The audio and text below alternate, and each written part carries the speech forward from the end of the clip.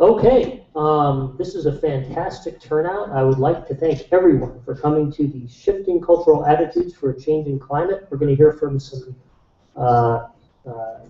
extremely creative and innovative people talking about some projects they've come up with. What I'm going to do is very quickly allow the panel to introduce themselves so you know why we're sitting here. We know that you're not here to see us, you're here to see the finalists. But let me just give you a brief introduction. First of all, I've got here Jeff Orkin from the MIT Media Lab. We've got Cynthia McHale from CIRAS, and we've got Lucia Grena from the World Bank's Connect for Climate, and I'm Jeff Feinberg, and I'm the Director of Research for the Yale Project on Climate Change Communication. So let me just tell you a little bit about what we do. First of all, this is an incredibly important topic that we're covering. Being able to communicate climate change to the average person is just it's extremely difficult.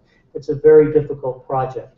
You know, it has invisible causes, there are distant impacts, insulation of modern humans from their environment, etc. It's just very difficult to explain.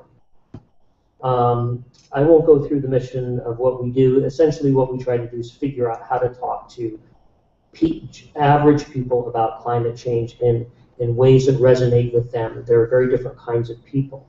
And in fact, what we have done is we've identified through a cluster analysis what we call the 6 Americas according to how they cluster with regard to climate change. And those people go all the way from those who are very alarmed. They comprise about 16% of the American public. They're very active and engaged on the topic, all the way down to what we might call their evil twins, the dismissives, who are also active and are extremely against the idea that there is climate change.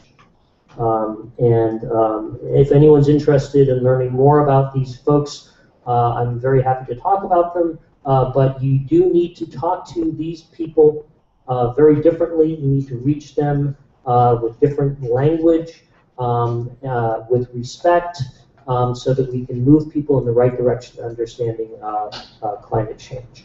So next, let me introduce you to Jeff Orkin. Thanks, Jeff.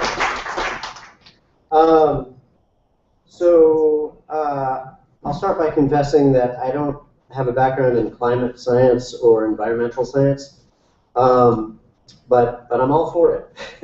My background is in video games, crowdsourcing, and artificial intelligence. I just completed my PhD at the MIT Media Lab. Previously, I spent about a decade as an engineer in the game industry, and recently started a company that I'll mention on one of my slides. The topic I want to talk about is the intersection of crowdsourcing and video games. And first I'll point out a few facts about the video game industry today. 97% of young people in the US play video games. So it's a great way to engage young people today because you can pretty much assume that they all play games. And it's not just kids. The average age of game players today is 30, and it's getting closer to evenly split between male and female. And so with millions of people playing games, you can start to think about, with millions of people playing games, you can start to think about their brains as they're playing these games as being unused or unutilized processing power. So this is, there's a term that's been introduced in the research world of human computation. And so how can we tap into the brain power of people playing games to improve the world?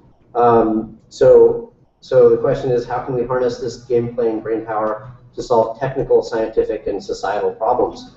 So I just have a few kind of high-profile examples of ways games have been used. So one is in solving the technical problem of it's very hard to get computers to recognize images, to understand what objects are in images, what a photograph is about. And so at Carnegie Mellon, they created the ESP game, where they anonymously pair players online to write labels that describe images. And when two people type the same word, it gets saved as a label for that image. They've labeled over 100 million images, and their project was acquired by Google to improve search engines. Fold It is a project at University of Washington where they get random people playing a video game at home to engage in protein folding, something that's computationally difficult, but human intuition can really greatly accelerate it. And one of their success stories is that players deciphered the structure of a virus related to the related to AIDS in 3 weeks. It's a problem that has stumped scientists for 15 years. Okay, and going quickly, my own project, we're trying to understand natural language dialogue. So we recorded 16,000 people playing as customers and waitresses, learned over 200,000 unique lines of dialogue. And my company, we're trying to improve social and communication skills. We have an anti-bullying intervention where we're teaching people to understand the perspectives of others by playing a video game where they play a victim and a bystander of a bullying incident. And we've also got an experiment with Harvard where we have a park ranger and a golf course owner negotiate over ecological issues to get people to understand other people's perspectives. Okay. And now Cynthia and Mikhail.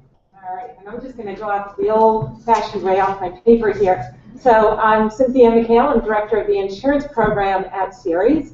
So very quickly, I'm just going to set the stage here for why I'm on the panel. Insurance, I mean, what does this have to do with climate change? Well, the industry has a huge financial stake here in society's awareness and ability to reduce its risks. That's the business they're in, so it makes a huge difference to them personally. They also provide price incentives, so when people reduce their risks, they pay lower premiums, or at least they should, and if they don't, they pay higher premiums. And I'm going to just jump to the last one there. Insurance companies also have enormous investment portfolios. So we are pushing very hard to see that insurers use a greater portion of those portfolios to invest in climate and clean energy. So that's the rationale. Just very quickly, some numbers here, which have been very instrumental in getting the industry on board around the issue of climate, which I should say they're not fully on board yet, but we're making some progress. You can see the weather catastrophe losses, these are global, have increased very significantly, both in size and frequency over the past 2 decades. These are insured losses from 1970 to 2012. Big impact. If we go to the next slide, please, you can see there, this is just the US, and what this shows, not just the insured losses, which is the red portion of those bars, but those are what they refer to as total economic damages. Those are very conservative figures, by the way. I won't go into the calculations. But you can see that society is picking up an increasing portion of the losses due to natural catastrophes. If we go forward there, one slide, this is just the past 2 years, 2011, 2012. I think the key takeaway here is that no area of the United States is exempt from the impacts of extreme weather, whether it's drought or heat conditions or hurricane and flooding from storm surge or intense precipitation. All of us, one way or another, are being impacted by the events. You can see here, I won't go into this, but you can see the enormous impacts of Hurricane Sandy. Just to go back one sec quickly, you know, that was not the big storm, but the fact that we've already experienced sea level rise, huge and to some degree unanticipated impacts. And then just the last slide here, what we're seeing here, that the extreme weather events are really changing how insurance companies are thinking about it and the public's perception around climate change. Now, just to be clear, extreme weather is not climate change. It is one of the results of a change in our climate. It's how people experience it, though. So that's really important in terms of the public perception of the reality of global warming.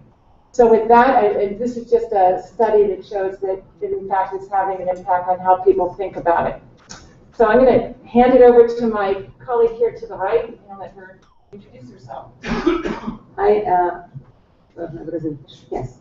My name is Lucia Grenna. I work at the World Bank Connect for Climate. The program is exactly what it says. It's how you connect interesting, amazing, wonderful projects together and give it more visibility and connect different parts that usually don't talk, like, climate change is very real for insurance. That's a very strong connection right there.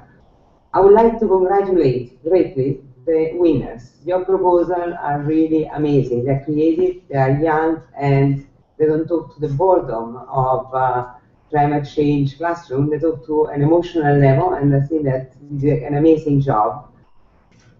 We love, as Connect for Climate, to work with creative people. So rather than tell you, I hope you read what we have been doing so far. I really hope to come to work with you, help you succeed, because your success is everybody's success, really, and your creativity is amazing. I would like to show just one short video we did with some kids from the slum of Kenya. We had Eminem actually give us the right to have them rap with him.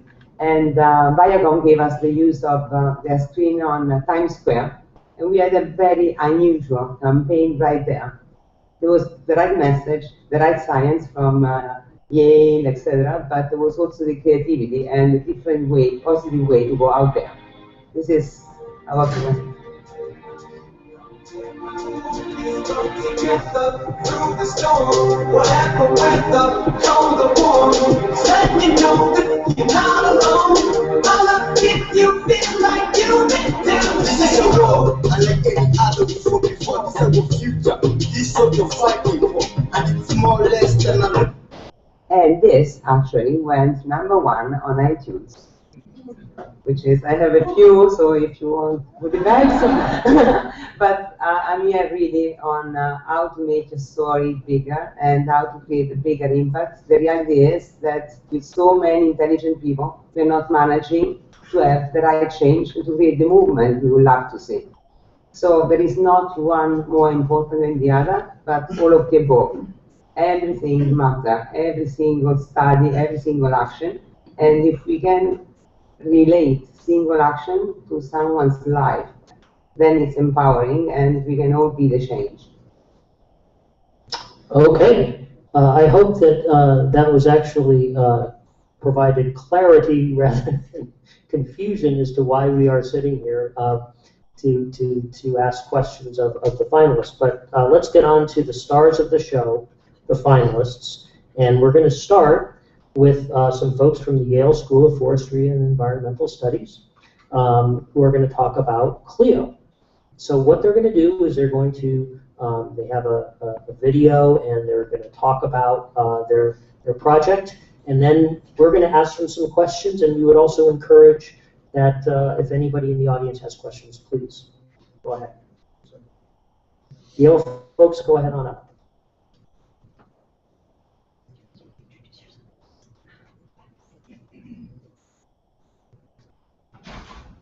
And introduce yourselves.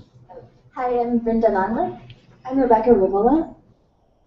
And some of our classmates are actually in the audience as well, Omar Malik and Bo Ugan Bayar, and a few who couldn't be here.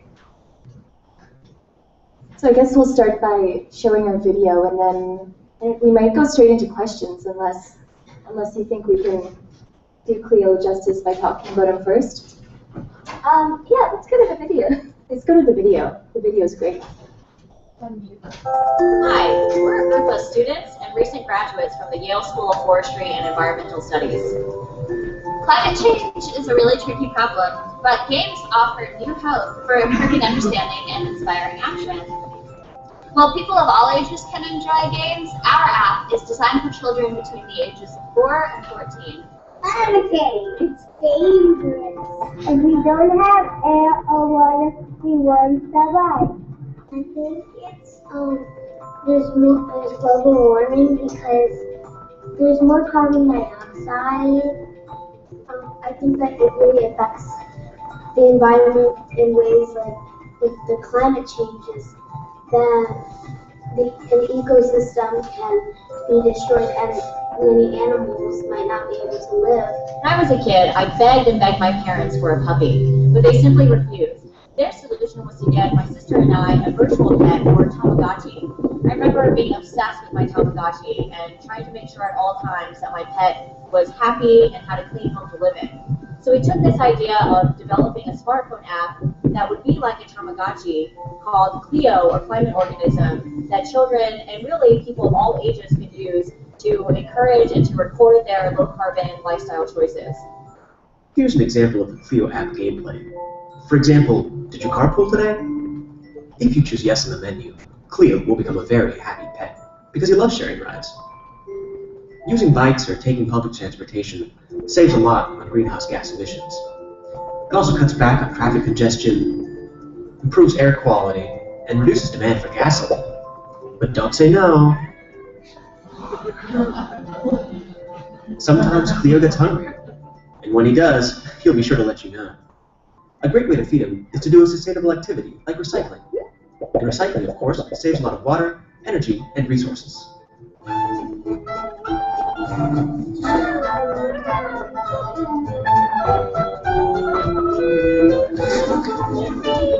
Not only are children and future generations going to be very affected by climate change, but they're also in a really good position to start changing their behavior now. Children are often willing to be flexible and make changes in a way that adults aren't, and children are also in a good position to go home and talk to their parents and families about climate change, so they can do a really good job educating adults. Yay! You're making the app easy. All we need is the money for the startup costs to pay the developers. For the rest, it's up to us. And you. I love you.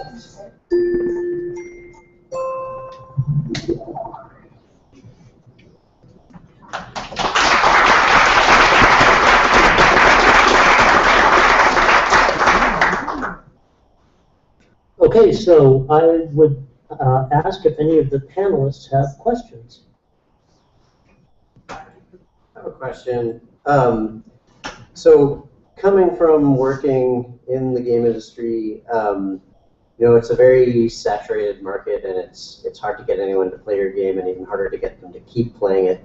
And I was thinking, I don't know if this is a question or a suggestion really, but one of the things you described in your write-up is that players will score points, and it's sort of competitive, like you want to score more points with your Clio than your friends by recycling more or whatever. And I was thinking this whole idea of encouraging people to be green is more of like, let's come together and save the earth. And you might have more success getting people to keep playing if a group of people had to keep a Clio alive together. So I don't know, have you thought about that or other ways to keep people playing for days, months, or even years? Yeah, that actually is something that we were interested in hearing your feedback on. We were thinking the competitive aspect would be good and the potential for working together. And one thing that is unique about our app is that it's not just about sucking kids into this game world, but it encourages them to go out and engage with their family and friends and share what they're learning. So we're definitely interested in ways to make this a community collective kind of effort. And we were also thinking that if they did this in classrooms, then there could be ways to incorporate like personalizing Clio, or maybe having kids engage as an avatar. We've been thinking of different ways to maybe address that exact question. And I think, excuse me, Clio is targeted at an age group that really loves learning. I volunteer with kids that are 6 to 9, and they really love learning new things and doing new activities. So bringing this to a classroom wouldn't have the adverse effects that maybe it would with older kids. Right. You know, I was responding to this, as I mentioned to you, as a parent as much as a professional. I have 2 daughters, both in school now, 6th and 9th grade. And I see there might be a lot of potential for what you're doing here in the classroom. I think starting at a really young age, you know, you could have different levels perhaps for people as young as even kindergarten, you'd be amazed. They really move them, I think, a lot faster than, at least when I was in school.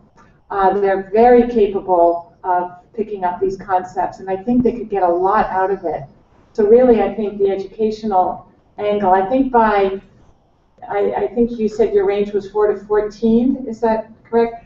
I would say in my 14-year-old, it would need to be certainly more advanced at that point. But it'll, all levels, there's an awful lot, I think, that could be done with this in the school system. I love the idea, and I have 4 children, so I cover the whole spectrum and over. And I think that maybe the only challenge you have is marketing and doing it really, maybe, like targeting school and environmental club, and maybe creating some alliances with groups that do have a better outreach. And please feel free to count on our support because it's amazing. But how are you going to protect yourself from the commercial side? This is a doll. Is it going to be a doll? Is it going to be a backpack? Is it going to be commercialized? Or how are you going to develop this? Because this is the natural way usually. So I was really, and I'm sure it's going to be a success. I don't know if that's something we've talked about too much as a group, but one of Clio's big themes is limiting consumerism. So I feel like we probably shouldn't go too crazy with manufacturing backpacks and dolls, and we keep it digital, keep it in the classroom. We have a few laminated Clios in the video that you saw, which was as far as we got with bringing Clio out of the tablet. I have 2 kids as well, one of whom is a 14-year-old boy who is a gamer. And I do have one question, and that is that I can see for people, kids who are age, say, 4 to 8, this might be fun. But after that, kids become very sensitive to, oh, it's an educational game, or it's an educational program. I don't want to, I'm too cool for that, or I don't want to do that.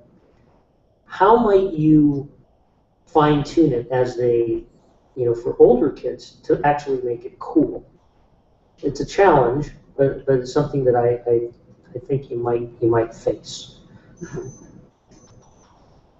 Yeah, I think we could kind of expand on the kinds of situations that Clio is dealing with, or the suggestions that we make of ways for Clio to get fed or become happy, and it could, not be framed so much as educational as more like talk to a new friend or travel to a new place, something that's more kind of exploratory and still gives the kid a sense of autonomy, but like in a safe and structured way.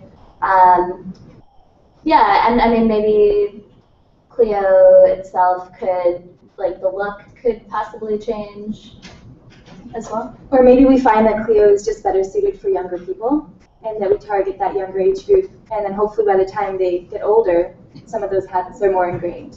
We're better off with those habits. And I did want to just add another comment. And one thing that we've talked about in my group is that it would be really great to come up with some kind of a universal symbol that people can wear, or like a pin or something kind of like the breast cancer pin or the gay awareness pin.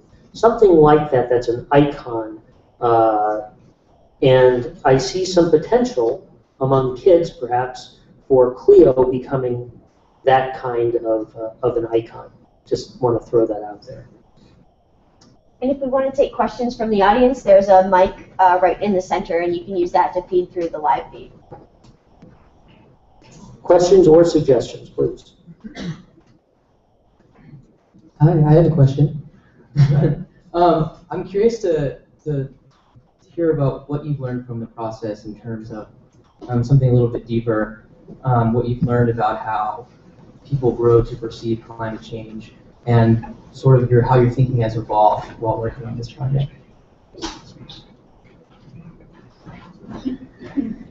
That's a really good question.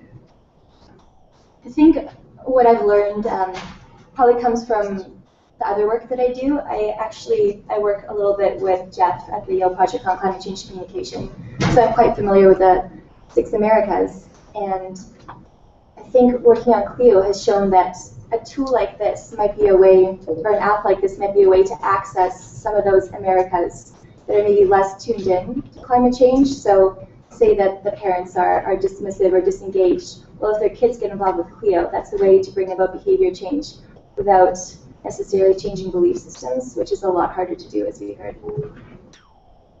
Yeah, and I think that I've thought a little bit about some of the challenges with some of the contradictions. Like, we don't necessarily want kids to be engaging more with technology or spending more time on the computer. So how do you kind of take advantage of an activity they're already doing and make it a positive thing and use it to encourage them to go outside? So I think kind of just dealing with some of those tricky questions of how do you find the right angle for it.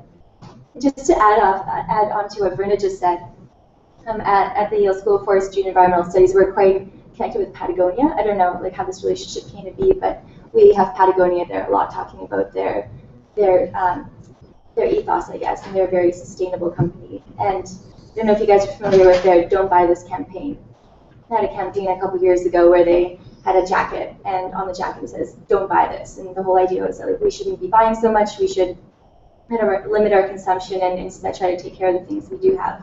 And so I think now that we're living in a very digital world where we're seeing kids connected all the time, like Brenda was talking about, this is a way to use that, maybe get them away from that technology. So kind of like, I don't know what you call that, but a little subversive almost. Maybe subversive. Yeah. Hi, my name is Phyllis, and I'm from a suburb here in Boston, and I help run a nonprofit organization in the school district in the town that I live in. It's called Wellesley. And because we're in the school district all the time, and it's a nonprofit, I think the suggestion of going to the school system is a great idea. I also have young children. But I just want to point out a great way to do that is to work with the school administrators, because without their support, the teachers, I'm sure there's teachers in this room, they are over capacity all the time. And to add something to their plate is a challenge, but I know our new head of curriculum used to be in Cambridge, and they're looking for new ideas and new techniques. So I think a successful way just to get in there is to go straight to those. Sorry about that. It's such a great idea. But to be to talk to the administrators and heads of curriculum. We do a checklist for the elementary schools and get their classrooms green certified. And to do that in each of the schools is, it's just parents encouraging some teachers and some administrators. But if you go from the top down, I think that might be a good way to get them to start playing games. Maybe it's, in the library. There's a lot of environmental clubs, but as you get to the middle school level, I hate to say it, those kids have heard it before. I've seen amazing presentations on climate change at some of the high schools in the state, and the kids, I asked some of the high schools, I'm like, yeah, I know. They're tired of it. So the younger you start, and the habits can form, I think is a great thing. Thank you.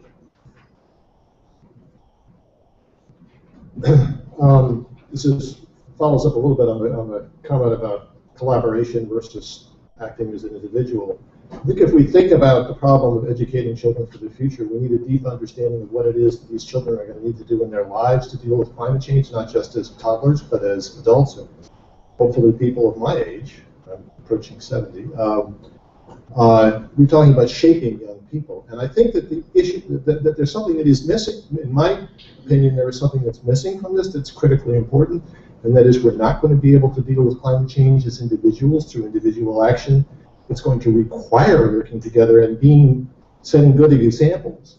And so I wonder if there's anything, if you thought about the idea of not just collaboration, but being a good citizen and what that means to other people, and how what you can do as an individual can affect other people, and how you need to work with them.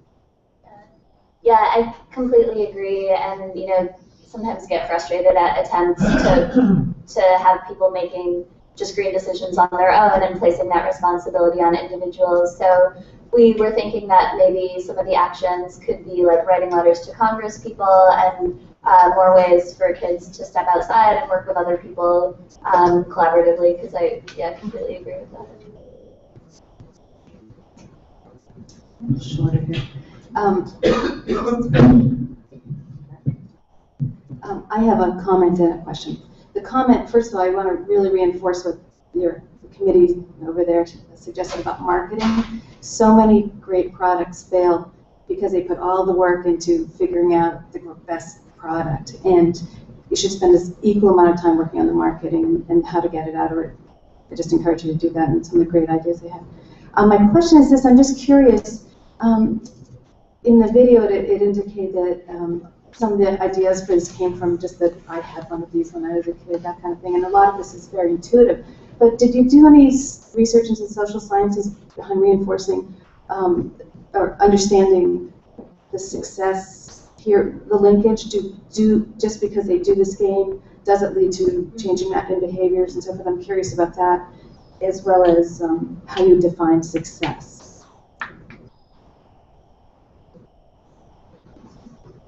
So I personally am not too familiar with that literature, but we were talking a lot amongst ourselves about how we could get these actions to actually be taken. So how could playing this game translate to action in the real world? And we had some ideas, and they included things as simple as like taking a photo of the action. So say you recycle something, or you ate a vegetarian meal, or you rode your bike to your friend's house. Like taking a picture of you doing that and uploading it onto this like online form, kind of like Instagram, but for kids, like where these images can be collected with a hashtag, like Andy Refkin was talking about this morning, and this would be a way to build community around these actions and connect the digital world with the real world.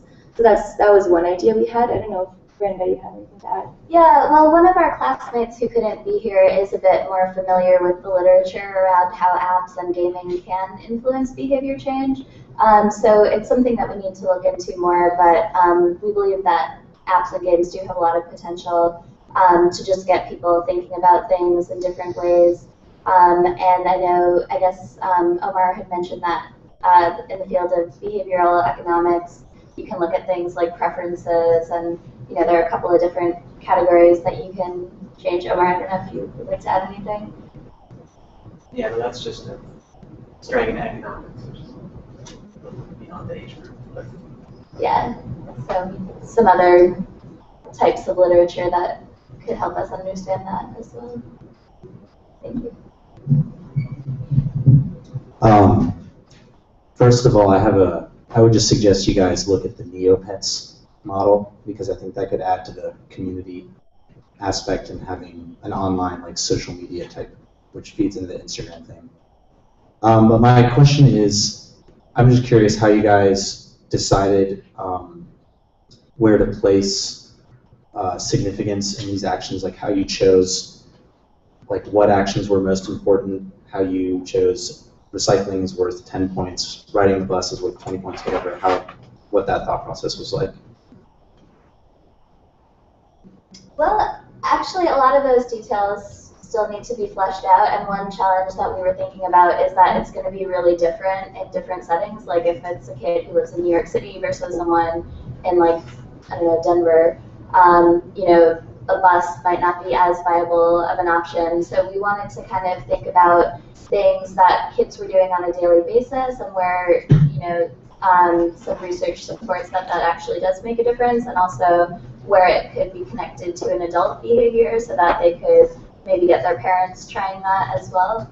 And then also an educational aspect that was really important, so that the kid can go with Cleo to school and learn about Earth systems and some other kinds of things that are going on. Thanks. Hi, my name is Jessica, and I'm with the League of Women Voters, so I think I'll be re-emphasizing what this gentleman said before me, but I was thinking it would be so wonderful if you could somehow connect some of the actions that the kids can take to civics, to civic actions. So for example, one of the things for which they could be rewarded is accompanying their parents going voting, or something to that effect. I think most of us agree that the solution to this terrible problem is collective and political. It's also economic. So another idea perhaps might be to somehow convey the idea that pollution has a cost, an economic cost. It's actually expensive. It costs money. Just an idea that I had. So thank you. Just to comment on that really quickly, I don't know if that's if incorporating that into the Clio app would be the best way to go about it. But if we somehow created a connection between Clio and the next proposal you're going to hear about, which is maybe for an older audience, there might be some potential there to bring the education of those more complex systems to the next level.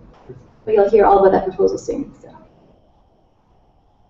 Hi, my name is Dara. I'm a postdoctoral fellow at Arizona State University, and I study the social dynamics of environmental conflict. So I'm very interested in what you guys have come up with, and I wanted to go back to something that Marshall Gantz said yesterday. And he said that social movements are purposeful and organized, and they're not simply about redistributing goods. They're about rethinking what is actually good. And I think that your tool is great, and I'm wondering, to kind of go back to what a number of people have said, how could it potentially encourage kids or educators to rethink what is actually good and to build that collaborative effort to create a social movement around this issue? And so I wondered if you thought about that, and if not, I'd love to pick your brains about what you think later. I think a lot of us, if not all of us, really believe in social movements and political organizing. So I think it's definitely important to us that Clio is encouraging people to step out into the world and talk to their friends and like work together with their friends for social change. Yeah, I don't think that individual behaviors alone are sufficient at all. So would definitely be interested in getting people working together and thinking collectively, and that's why we've been really interested in having this community engagement aspect of Clio, whether it's through Instagram and seeing what other kids around the world are doing, or whether it's getting points for talking to your friend about something locally relevant. I have some observations and maybe a suggestion. I'm not sure how it ties exactly with the application, but some points to think about. We're talking yesterday about two ways of organizing crowds for common causes, which are community and contest, and often we have to choose. But we have something like the collab, which combines the two. And I was thinking about legitimacy. So I have kids, and they like sometimes to play on the phone, on the computer, and sometimes they like to bug me about things. And when they bug me about things, it depends on my mood at the time, you know. It could be okay, or it could be don't bug me now. Now, if they start bugging me now about, Dad, let's not use the car today, sometimes, you know, I'd say, well, yeah, let's be green. But sometimes it's like, we're in a hurry now. Now we really need to use the car. It's not the time to bug me, right? So there's a matter of legitimacy. And legitimacy can come from a community and from a contest. And what I mean, if the game is individual, if my child just wants to be better than the other child, it's a don't bug me thing. But they have the classes, and there's the school level. And they do have, you know, in the schools they have, parents know this, I don't remember what they call it, with the cereal boxes. It's collecting the tops of the cereal box top, right? The PDO ladies come to you and say, oh, please bring us the box tops from the cereal boxes, which I hate because it's, right, it's encouraging consumption, and but you get dollars for the school. Now, so I was sitting there and thinking, okay, maybe we should do contests between classrooms. And then it's a collective effort. It teaches them to work together, right? And it gets better. But then I thought, really, I think the optimal sort of point is the school level. So if the effort is at the entire school level, schools are really communities. They're in neighborhoods. People know each other. And in my town, for example, Brookline, there are 8 elementary schools. If you create a contest between the schools, then there is some collective responsibility, and I can use the car someday, and I know, I can even coordinate with my neighbor. And you know what? Maybe you can get from the city some prize for the school. So, sorry, I talked a lot. It's a point to think about, and nothing I said ties exactly to the app. So there's a lot of stuff to think about, but hopefully it's helpful. So. Yeah, thank you. Those are great suggestions, and I think that there are a lot of decisions that we would have to make moving forward about like different ways to take it or how to participate. So we'd be interested in moving forward, maybe having focus groups with schools and teachers to find out how are those ways that school actors relate to one another, and what are the things that parents find helpful in engaging with their children or not. Yeah, I agree with the comment that was said before. Teachers are really busy. Yeah. However, PDO parents are really motivated and sometimes just looking for a project, and they can drive this. Thank you. Just one quick example, too, from the schools out in Amherst, which are very progressive, as you would imagine. In the elementary schools, they have a contest to see which class can create the least trash at lunchtime, and they get down to like literally this amount for 250 students. And they also have a composting bin, and there are a lot of these things going on that are very much along the lines of what we're hearing. They're very engaged. We have time for one more quick question. I think this will be a quick one. I have a question about the app. Do you have a way of soliciting advice or ideas or kind of for the development of your game? Just kind of getting in touch with people who use it. Is there any sort of, I don't know if you have a website for it or something like that, but it's just a question that I had. Not yet, but yeah, we'd be interested in that. Omar, I don't know if you would like to add anything. Yeah, no, we're definitely interested. Great. You can talk to us after. We should definitely partner with Giant Otter. All right, well, listen, terrific idea. Thanks, everyone, for their amazing questions. Big round of applause.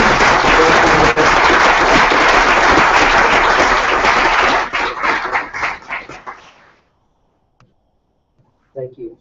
Next up, we have a couple of folks from Sunk, and they're going to talk about the Sunk investment map that shows the personal property impacts of climate change.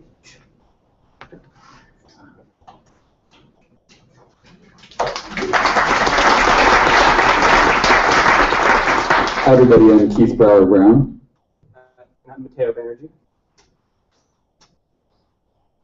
Should we go to the video? Sounds good.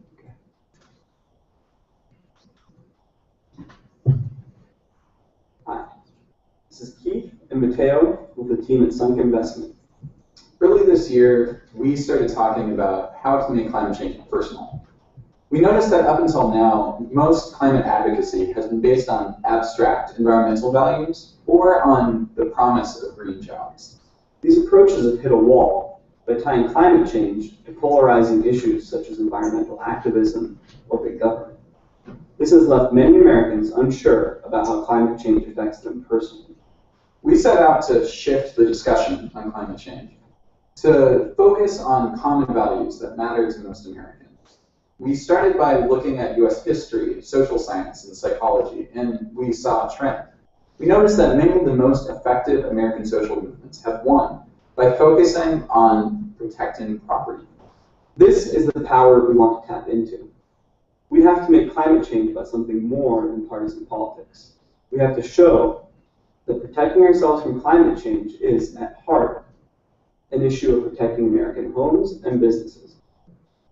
The central vision for this project is to create a Google Maps of climate change, a single online map where anybody in the US can go and find where they live or work and how it might be affected by inland flooding, sea level rise, or even wildfires.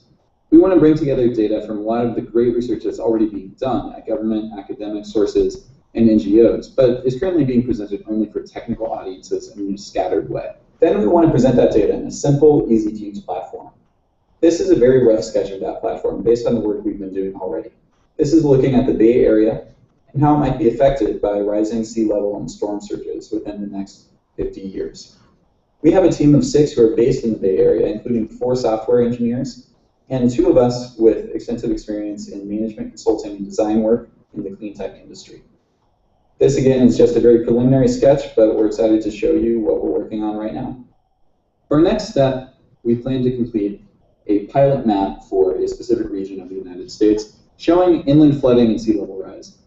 Then we're planning to develop action links, and we're aiming to make this map about more than just showing people the risk, but about providing them something to do about it, contacting the mayor, writing a congressional rep, contacting a local organizer. Then we plan to do a lot of crowd testing to make sure the project works. Based on our experience in the tech business, we know how important it is to have user feedback guiding this project every step of the way. That's why you shouldn't be surprised if this all changes a lot by the time we actually publicly launch our project. It has been our honor to participate in the Climate Collab, and an even bigger honor to be awarded Judge's Choice and Popular Choice Awards in our category. We're excited to keep working over the next coming months, and we aim to publicly launch sometime mid next year. Thanks for your support and helping to make our project a reality.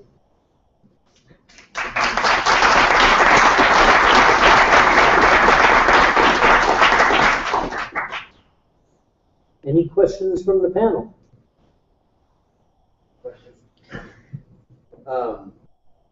I think this is a great idea to have this like central place on the internet to go and see like what are the effects of climate going to be on my home. And the one question I had was when you wrote about it, you wrote about trying to get away from the politics of you know, just arguing about the politics of if the science is correct or not. And how do you escape that with your maps if they're drawing on data out there? How do you prevent some political organization from producing data that's going to shift your maps in the direction they want to see it? That's a really interesting question, and of course there's kind of no way to know all the different ways that this is going to get spun.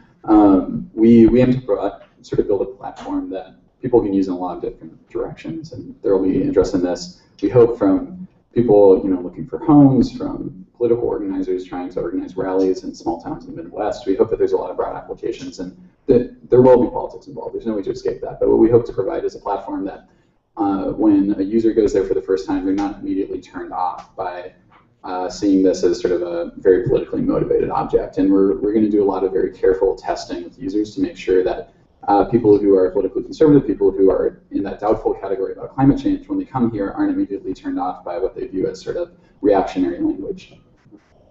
We may even avoid terms like climate change and you know, talk about risk. And, extreme weather. Yeah, extreme weather. I think it seems like the face of climate change, people are actually getting behind on both sides of the political spectrum, is this fear of extreme weather. And so we may try to use that angle more than the actual loaded term climate change or global warming.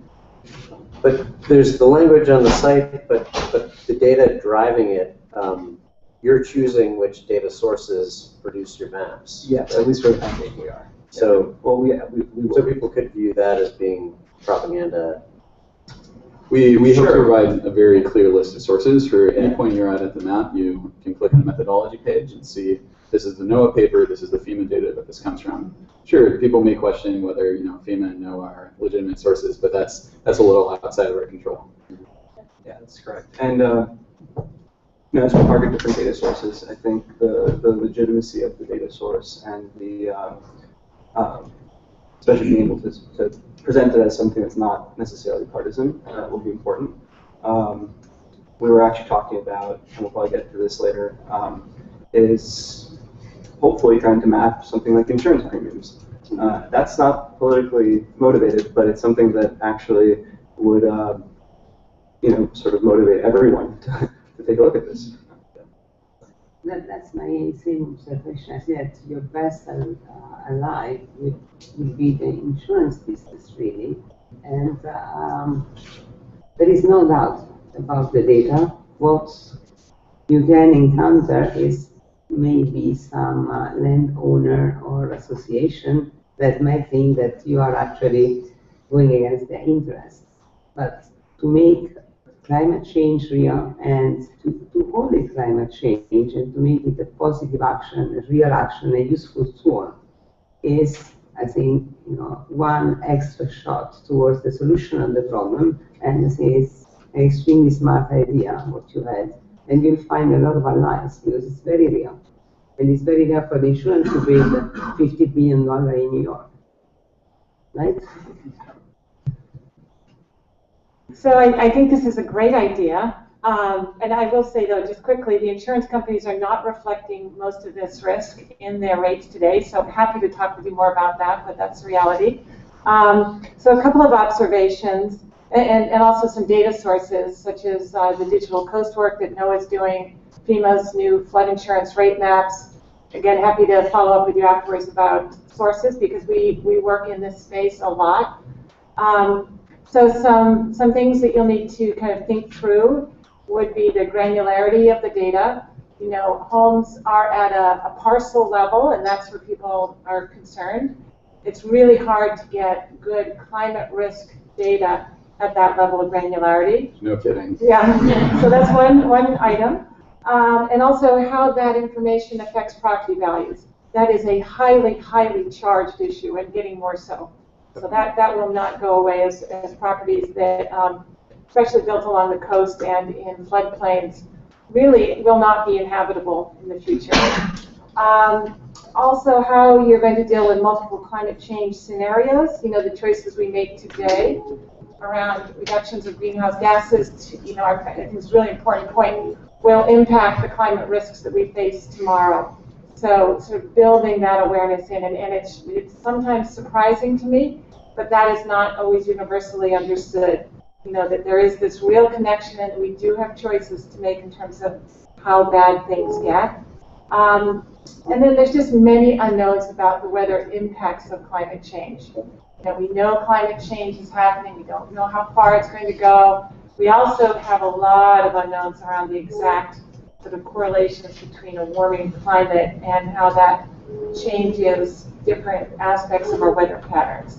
So just putting out there some of the challenges that we grapple with all the time, but those aside, and not that they're not real, I think what you're doing is really powerful, and it's worth grappling with those challenges. Thank you. Thanks. I can speak to mitigation scenarios if you want to speak to. Yeah, we can speak to all what you said because we've been thinking about these same challenges. As far as mitigation scenarios, I think one challenge, but I think something we can get to is to sort of normalize these data sources, to get these data sources to sort of reflect the different scenarios, and then perhaps provide a slider, maybe not in the first version if that's too complicated. But I like the idea of building an app that people can actually play with, and I certainly don't want it to be kind of a doomsday thing, or at least I don't think we want to. We want to actually motivate people to work on mitigation and adaptation at the same time. And one quick point on mitigation scenarios that's been heavy in my mind is that based on what we're hearing from climate scientists, we know that the warming that's going to happen up through like 2040, 2050, a lot of those impacts are essentially baked into the system. A lot of them are, at least at this point, we think. And that's the kind of time frame that we think is going to have the most impact and motivation, most motivating effect on people coming to the site. 2040, 2050, if you get much further out than that, people are maybe concerned about their kids, but it's, they're not sure if they're going to be in the same home. They're not sure, what's going to happen to their business that's in this floodplain. It starts to get a little harder, we think, to have a real emotional pull on people beyond that time frame. So mitigation scenarios for what we emit in the next couple of decades are going to have a lot of impact on the 2070 and out time frame, but it's unclear to me at this point if it's going to be all that useful to show mitigation scenario like options on our site if we're focused on a nearer term sort of impact situation. It might just confuse people and be like, wait, so mitigation doesn't do anything in 2040? Why am I supporting this thing that's hitting my pocketbook now? That's something we're going to be really careful about because the last thing we want is for people to go to the site, feel like not only is it a bad situation, but there's nothing they can really do to affect their outcome. Let me get a very short observation. I think that, and I was reading a tweet actually yesterday, and it said, it's a good thing that it's a man-made climate change because there is something we can do about it. And is there a part of advocacy? and that you are creating within your app. Like, of course there is mitigation, but there is also action we can take right now to make the consequences less dire, really. And the way we behave, consume, and act.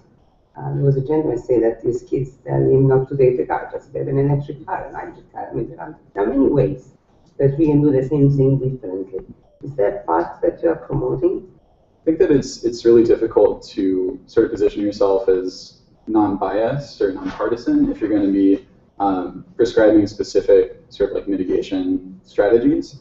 And I think a lot of the personal mitigation strategies, and especially the collective mitigation strategies, kind of trade carbon taxes, are extremely, extremely politicized at this point. And I think I'm wary of doing that on our page, of saying, you know, this is the path out of this situation. This is the way we get, you know, back to 380 ppm. Like, that's not, I think, necessary for what we're doing, but it's something that I think could be helpful at some stage. But we are going to definitely provide our action links, and we're going to experiment with a couple different models of that, whether it's focusing on connecting people with local organizers and people in their area that can engage with this on a, you know, very regional level, or whether that's trying to get people to influence their Congress people, influence state level officials and their city officials. I think that trying to get, sort of the initial motivation for this project for me was that a lot of Congress people right now say, you know, that off the record that they're concerned about climate change and that they, you know, they've read the reports, they're not dumb people,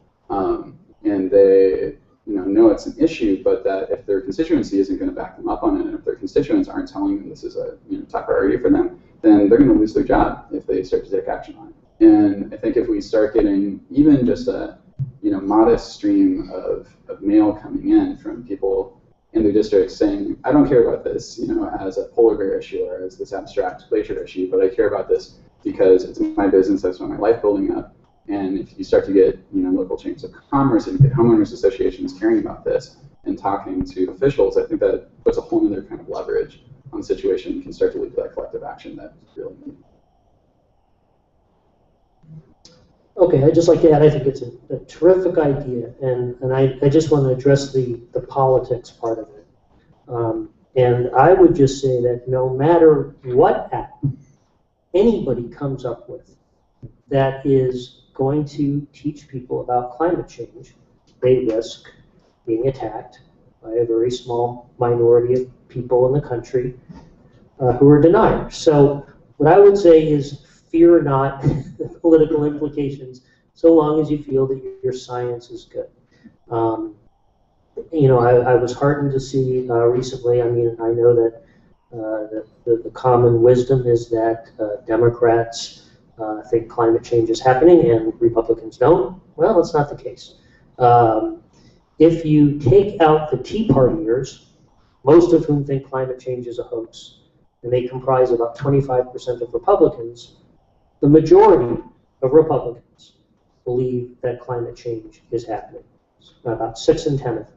So, and I think that that's moving in the right direction. So I would say don't worry about that. And the other thing you can do is there's some pretty great sites out there. Maybe you know about the site Skeptical Science. Okay, so perhaps you could say, listen, 97% of climate scientists agree that human-caused climate change is happening. And if you have questions about this, or if you have doubts about this, check out this site that can answer any of your questions, so that you can kind of, I mean, there are sites that you can link to that can kind of handle that part of it. But don't let those guys make you overly cautious. I appreciate that. I think that it does take heavy lifting to sort of answer all the scientific questions that people have and all the sort of accusations of misleading facts out there. But something that really informs my approach to this project is my dad, who's a Republican and for many years doubted the science of climate change, and he was a trained physician, and somebody who I just couldn't understand how can this guy question the science on this. And I think over the last 3 or 4 years, as I've started to work in the clean energy industry and now in this project, and he started to realize this issue has a very personal relevance to my son.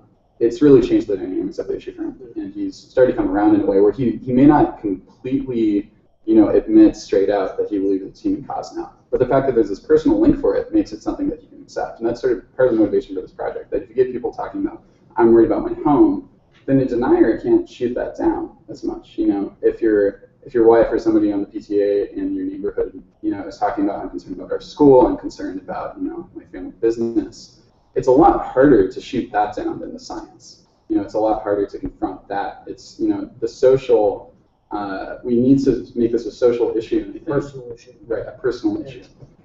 Right. Yeah, I mean, if you're worried about politics, think about Cleo. My goodness, people could say, "Oh my God, you're trying to brainwash our kids." So you can't let that stop you.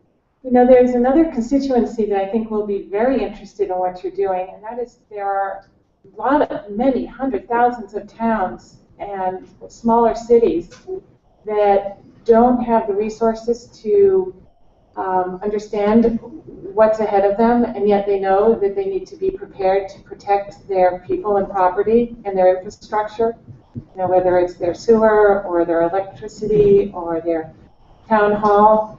They really don't know where to go to get that information, and I get those requests a lot. And they're fully convinced. There's no need to, they're very practical people, and yet they really just don't have access to what they need to make decisions and investments.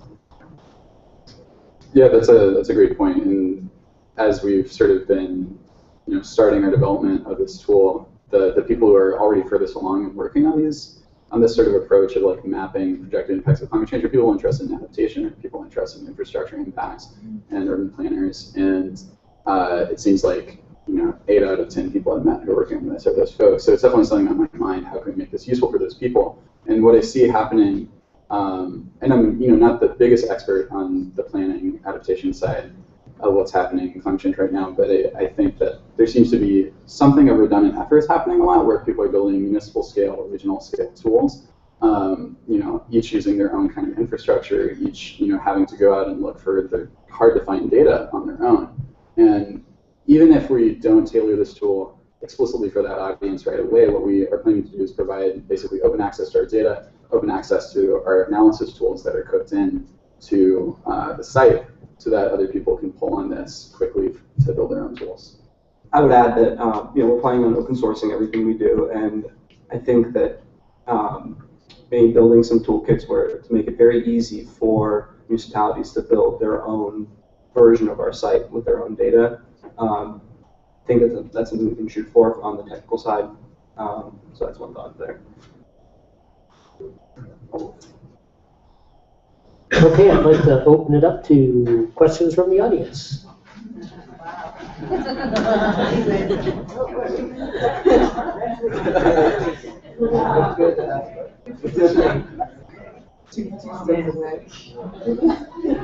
Okay, guys, make it quick. All right, I have two hopefully quick questions. The first is how this tool compares to some of the resources that are already out there. Like I know a couple of years ago, Climate Central put out the Surgeon Seas map, and what are sort of the differences that you see there, and ways in which you're sort of improving on their visualization of coastal flooding. And the second question is more of a marketing type of question, because if you want to really shift people's perceptions and how people are thinking about the issue, you need to get it out there in front of people to see. So how are you going to get people to look at your site? Those are really excellent questions. Thank you. First one, how does this build on existing efforts like Climate Central? I think that the Surging Seas map is probably the closest thing on a national scale to what we want to do. And the easiest way to describe the difference in what we're trying to do from Surging Seas is that they're focused on coastal sea level rise related flooding. We're focusing first on inland flooding, a huge stretch of the country that currently now doesn't really think of itself at huge climate risk. It is going to experience a lot more flooding under a global warming scenario. And so that's the first difference. But then I sort of think bigger part of it is that Climate Central is, a great organization. I'm really impressed with what we've been doing. But the Surging Seas tool, basically you have to put in how much sea level rise is going to happen. There's a slider, and you have to say this is what's going to happen. And if you aren't somebody with a background in climate science, that's a really complicated thing to do. And that immediately, even me with some background in it, doing that, I was like, well, wait, what's the projection again? What should I set this letter to? Is it 3 feet? Is it 10 feet? What time frame is this on? And they try and provide some guidance to that, but I think that we want to provide just a very streamlined interface so that someone with no technical background goes and gets a risk score saying here's all the different factors leading to higher risk for your property. Yeah, I would add that we're going to focus on the user experience for the non-technical audience and for an audience that's not necessarily going there because they want to learn more about climate change. They want to learn more about their property. They want to learn more about their risk. So I think the user experience there is very different and the messaging is very different. I also don't think Climate Central has any sort of take action, especially none of the local action taking. So I think that's going to be a pretty big difference. I mean, one mock we had was you get to the site, you search for your address. You don't even see a map until you search for your address, and then it takes you to your neighborhood and shows you the impact on your neighborhood and has sort of links to local action. It's a very different user experience, so I'm not too concerned about the similarities there. And then on the marketing end, that's a really important question because a lot of the people who we want to reach most are the small farmer, small business owner in rural Iowa and Wisconsin and Arkansas. And these folks aren't gonna love our website because they see it on Andy Rabkin's blog. And we might be able to get on that blog if we make a good tool, but that isn't going to help us reach the people we want to reach. So we've been thinking a lot about how do we get distributed through local papers, through newsletters from chambers of commerce and real estate associations in Midwest states and South and parts of the country that aren't going to plug into the existing sort of energy environment media pipeline. That's something that we have to spend a lot of time and work doing well, but it's a big goal that we have. How do we build a tool that's going to be disseminated through those kind of media channels and then disseminated through person-to-person links inside the Chamber of Commerce in Council Bluffs, Iowa? How do we make sure that this is something that people are going to want to share with their peers? Because I think when this is coming peer-to-peer, that changes the dynamic and takes out the sort of politicized climate propaganda angle a lot. That's okay. Okay. And social media. And I'm also very interested to see what this data looks like at the resolution that we're talking about, because those seem to be very important and hard things to get at. Definitely. Okay, let me just say we've got about 15 minutes, so concision is key. Good. And we will be around for the rest of the day if we don't get through everybody's questions, because that might be tough. So, Jason J from MIT Sloan.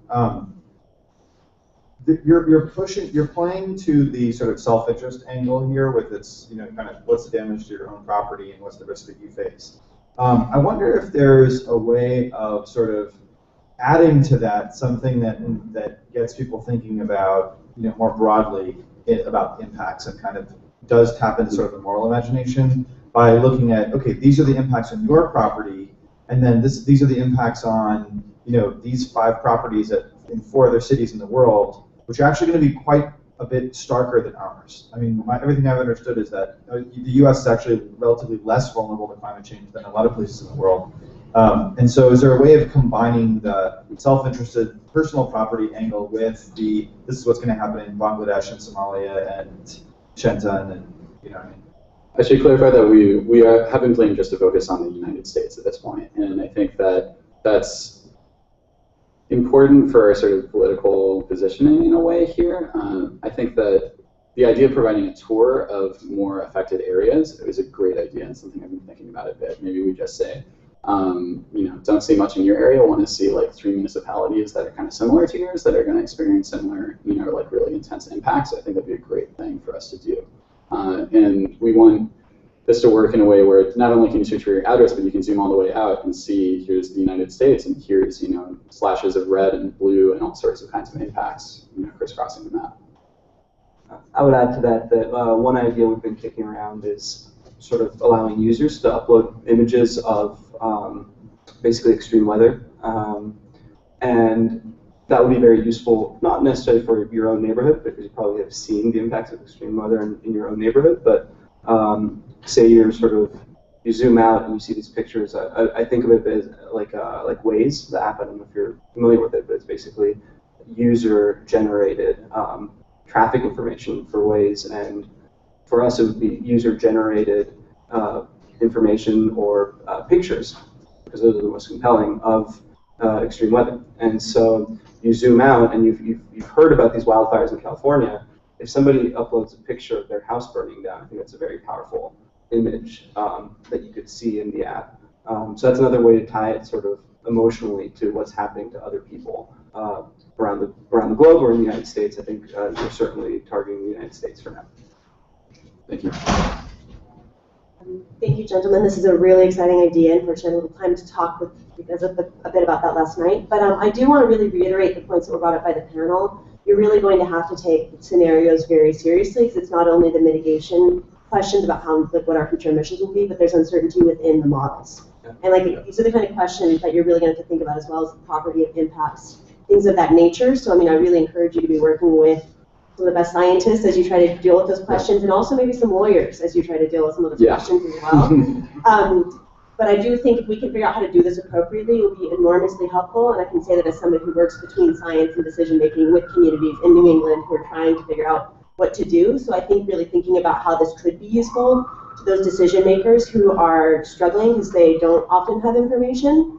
Really designing it not necessarily for them, but to be helpful to them would be enormously helpful. And as part of that, you might actually, like, we're working with towns now to do in-depth vulnerability analyses.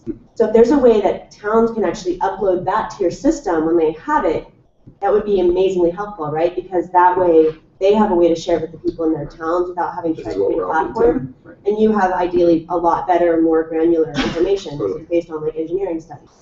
So it's something to think about. And one model you might look at is what's being called Geo Design.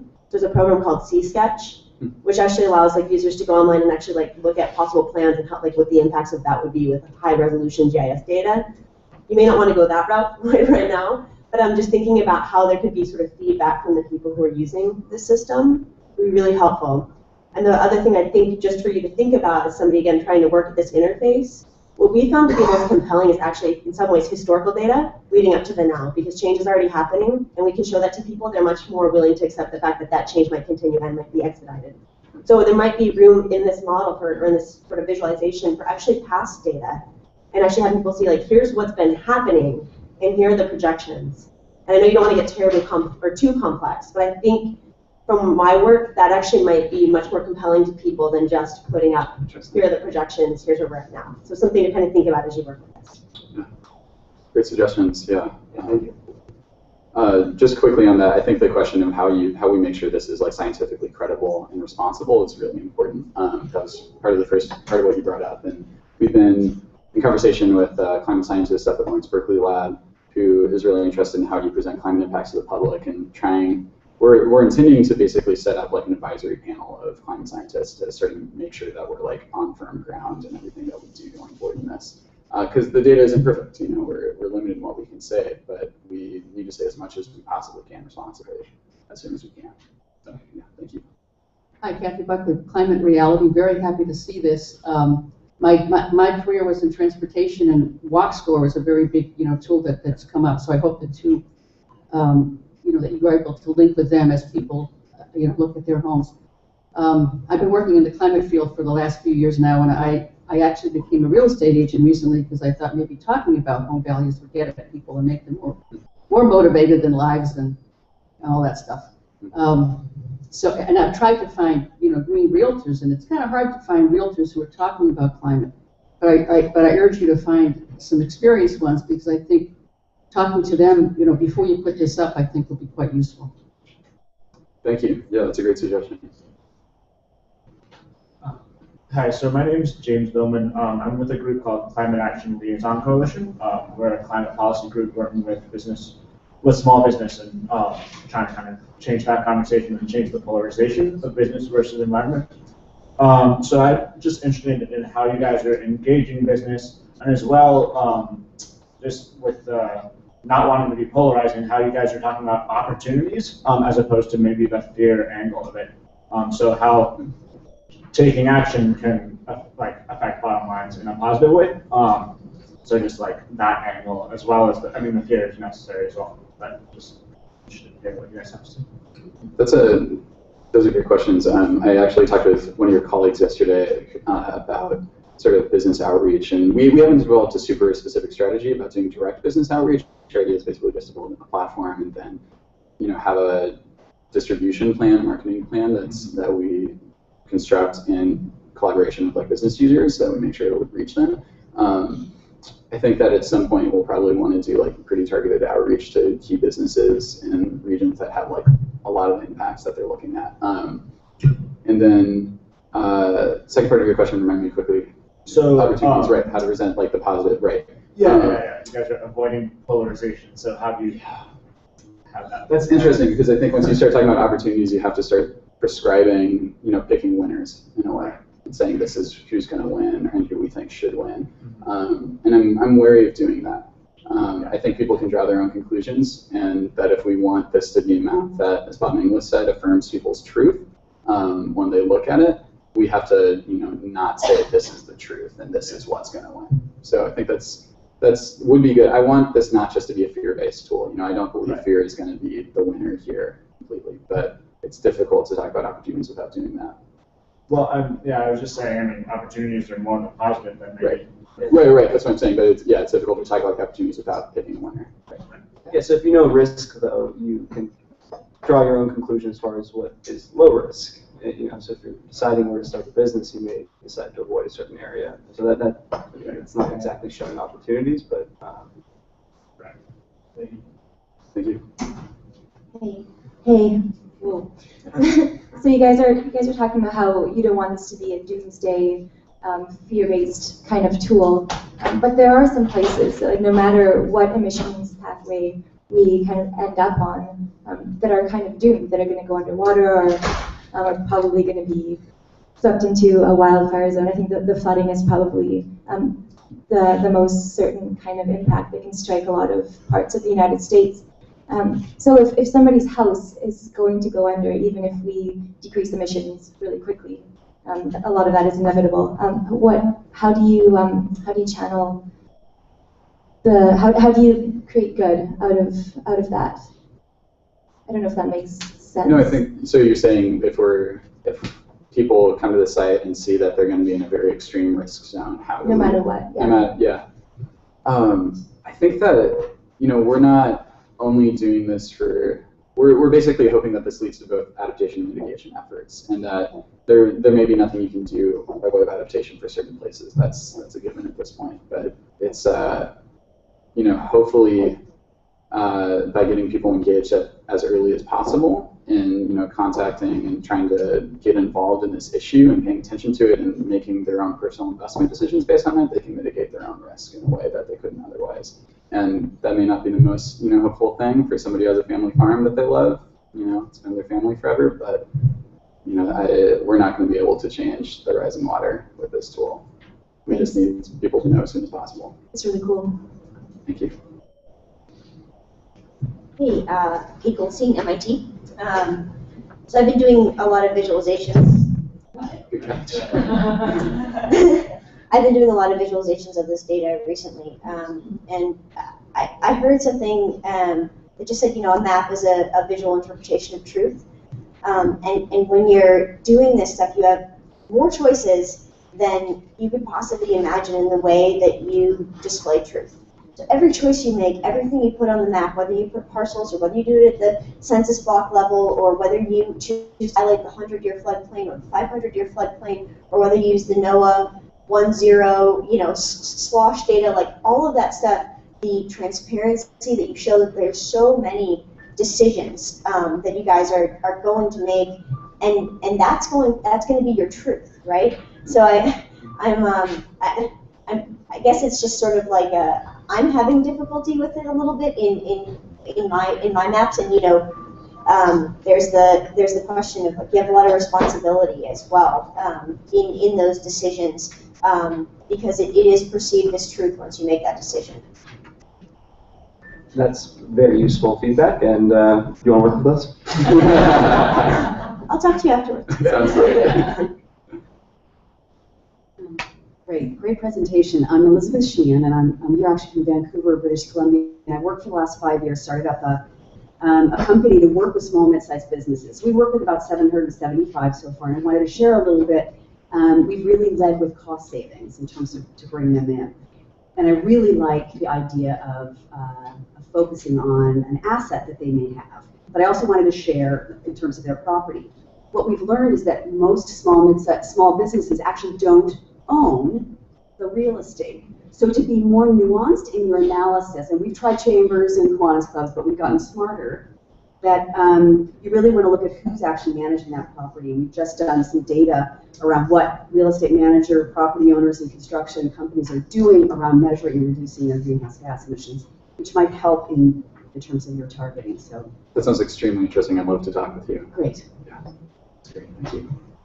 Donors from Marshfield, Mass. A lot of geologists I know are skeptical about the FEMA maps because people aren't plugging in soil, rock types.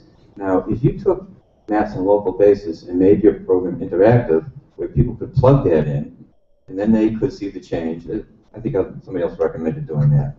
And you might do that, more people will use it. But yeah, so it's the second direction that this could go. It's not really where we're starting at all. And I think that in some way, if we could build a good front end that plugs into our data in a meaningful way, and we sort of think about how to generalize that. Maybe eventually we could either work with a larger organization to host sort of this kind of upload your own data. I mean, it's a lot of data. It's not something that's that easy to do. In fact, we were just speaking with someone from the White House data initiative, saying that these are terabytes of data. It's not easy to share when you're getting very, very granular. And so having even though it'd be a great thing to have upload your own data and visualize it, there are all sorts of issues there right now that we're going to work through for our data, and hopefully maybe be able to come up with some standards, open source projects that could help other people use it, and maybe eventually get hosted by someone with enormous amounts of computing resources and allow people to plug their data into our system. That would be sort of a long-term plan, and I'm not sure. Well, we're not focusing on that particular component right now. Yeah. But yeah, I think it's a great idea. Okay, well, we have come to the end of this session. Let's give a big round of applause to Sunk Investment.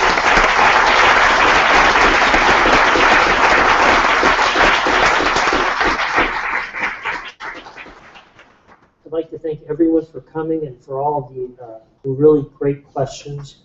I'd especially like to thank the folks who have come up with these two really great ideas. Speaking personally, I find it incredibly inspirational that these really smart young people are coming up with amazing ideas, I think, that are going to really be very helpful going forward. So thank you all so much. It's been a pleasure, and hope you guys enjoy the rest of the conference. I'd also like to thank my panelists.